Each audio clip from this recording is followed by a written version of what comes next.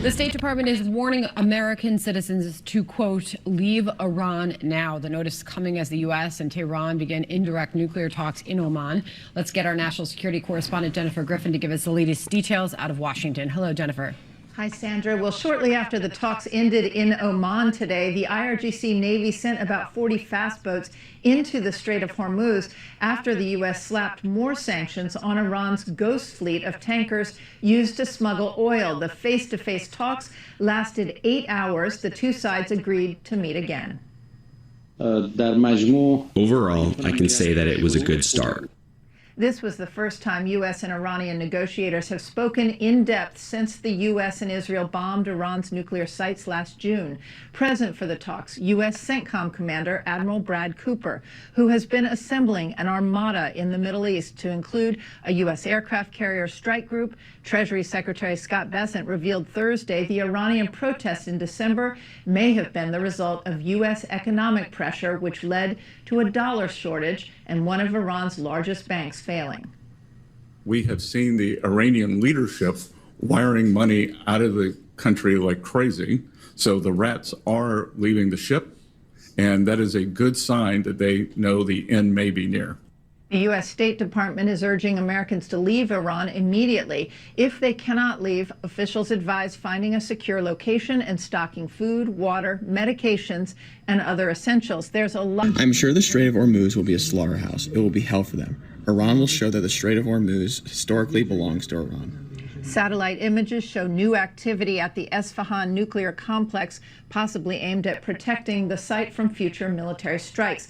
Today, Sandra, the negotiations only focused on Iran's nuclear program, not regime change, nor Iran's ballistic missile arsenal, which Israel has repeatedly said must be part of the talks. Sandra. All right, Jennifer Griffin, live out of Washington on that for us. Jennifer, thank you very much. John. Sandra, let's bring in Republican Florida Congressman Brian Mast. He is the chairman of the House Foreign Affairs Committee. Congressman, good to have you with us. Thanks so much. So here's what Abbas Araghchi, who is the Iranian foreign minister, said about today's talks. He said, quote, "It was a good start, but its continuation depends on consultations in our respective capitals and deciding how to proceed. Regarding the very principle of continuing the negotiations, there is almost a consensus, and it was agreed that they should continue." Iran's got a long history of this. Oh, let's talk, but let's do it through intermediaries. This time the talks were face-to-face. They drag things out, and then they go back and they give a middle finger to the United States. You expect that's going to happen again? I think they're in the process of doing that in part already. And I think there's probably two different conversations that are being had. You have Witkoff and Kushner and Admiral Cooper saying, listen, the United States of America's position is this. You are no longer going to be a threat to us or our allies. And the conversation that Iran is trying to have is, what kind of threat will they continue to be? Will they continue to be this level of nuclear threat, or this ballistic missile program threat, or this drone threat, or through their proxies of Hezbollah and the Houthis? What kind of threat will they continue to be? So I don't think they're fully getting exactly where this is as an ultimatum. And President Trump has been incredibly clear. Conversation number one, but if it takes combat to end threats against the United States of America, then that's acceptable too. All right, well, here's what President Trump said about it in an NBC News interview on Wednesday. Listen here. Should the supreme leader in Iran be worried right now? I would say he should be very worried, yeah, he should be. As you know, they're negotiating with us. They were thinking about starting a new site in a different part of the country. We found out about it. I said, you do that, we're going to do very bad things to you. All right, very bad things. But so far, there's no very bad things. There's a... Well, what we see now, the president's not playing. We got military personnel there. These guys seem like they have a smile on his face through the conversation. Maybe that's the way it's communicating. It's style of communication. You need to speak a different language, probably. We haven't heard an interpreter, or we heard in this news broadcast, we haven't heard the Iranian hierarchy speak up about anything. We heard him smiling and looking in it. I think he said mumble a couple words. Not necessarily mumble, I didn't hear him. So I can't really react to that part. But nevertheless, this is seriously, like we're setting tone. They're telling to get Americans to get out of Iran. If you are going to be hunker down, if you're going to be there, hunker down and stay in, then protect yourself. Because when America tells citizens, when the government tells citizens to get out of a country, you know what that means. When we told them to get out of Iran, Afghanistan, Iraq, and all these other countries, when we're ready to go to war with them, that's the sign. Nevertheless, I believe we're going to move forward. It appears from history, we're moving forward towards this war with Iran, because this is one of the last steps. When the president tells you, when the government and the administration tells you to get out the country, that's the ultimate sign. It's not going to go good.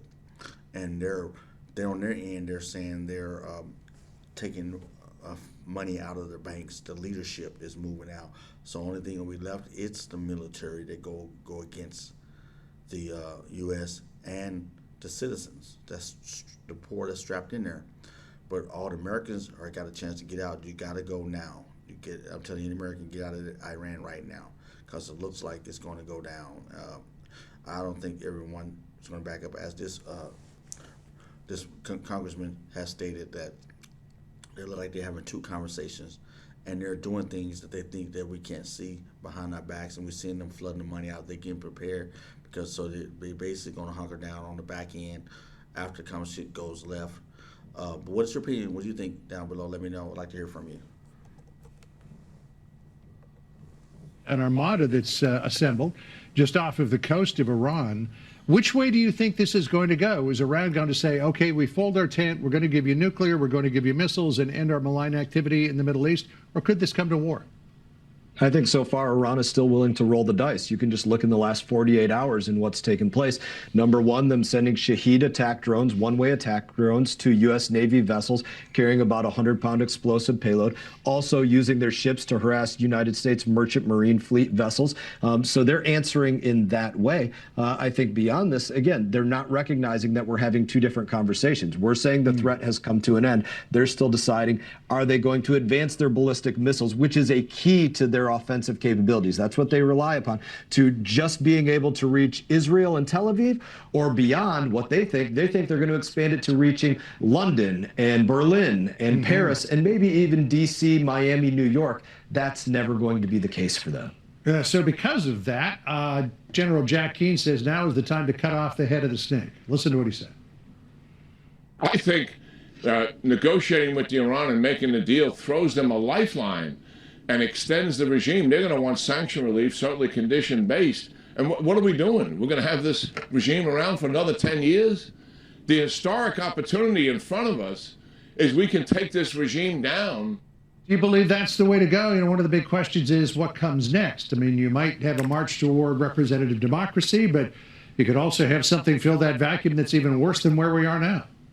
My personal assessment is the window of opportunity for them to negotiate is on the fuse of all of the U.S. triggers being met to conduct an operation. What do I mean by that? Number one, the trigger that has to be met is how do you make sure that day one after any change in Iran results in a better day? Just like in Venezuela, day one after scooping up Maduro was a better day. You could say the same thing about the strike on Iranian nuclear infrastructure. So that's trigger number one. But the triggers go well beyond that to do any operations have the right weather to conduct the operations? Do they know the location of the Ayatollah? Who's co-located with the Ayatollah? A host of different things. Nothing happens until every trigger is met, but I think that's when the fuse runs out. Well, I would posit that the Mossad probably knows exactly where the Ayatollah is. And history would say work yes. with this. All right. Congressman, thanks for being with us. Appreciate Hannity here. I think, guys, is really moving towards the war. Listen to these two. Is really moving towards the war, and I don't see no other way out right now. I think they're basically hemming and hawing around the point that neither one going to back up. I don't think Iran, looking at the guys smiling and listening to what these guys just stated now at the end of this news take from Fox News, I don't think they're going to back down. They're getting setting up their leadership, getting ready, and they're basically going to lead the certain people in there to push the button, basically. As we said previously, like North Korea, they're going to push the red button. They're going to say whatever it is, we're not giving in and giving out. I think this is just a straw that's going to be moved around, and until someone decides to take, like we did in Venezuela, as he said, take the next move up and then finalize it and move in. with combat. So what do you guys think? I don't think there's no way out. I think they're dug in all the way. The Iranians are dug in. Leadership is dug in all the way, and they know that you want them out eventually. So they thinking, well, if you're gonna play the long game, and they used to play that, but they see this administration is not doing the same. We're gonna play the long game. We got to go to war. If we're not going to war, we'll play the long game. Either which way, but one thing we're not going to do is back down and give you what you desire at the most, because that affect us as a nation, Iranian nation, and that's why. As for Iran, they stand up for what they want, but you can't stand up to the power of the United States and think it's going to be just accepted. We as a nation not going to allow that, and we're already over there. We got too much at stake. And so when, like as I said previously before, when you hear them stating get out of the country, U.S. citizens, they already made their decision. This pretty much is made. We're just saying, are you going to bow down before we commit? And once we commit, then you understand what the U.S. might, for what all and in all details to what you'll learn. The U.S. might. Venezuela was nothing. You haven't seen the U.S. might yet. With all branches clicking at all cylinders, you'll see how powerful this nation is. Sad to say, I hope Iran takes that peace offering and respect our contingencies and deliver what we would like them to do, and move forward as a nation. But nevertheless, we'll see. I hope I'm wrong. What do you guys think? Leave a comment down below. But it looks like it's going that direction.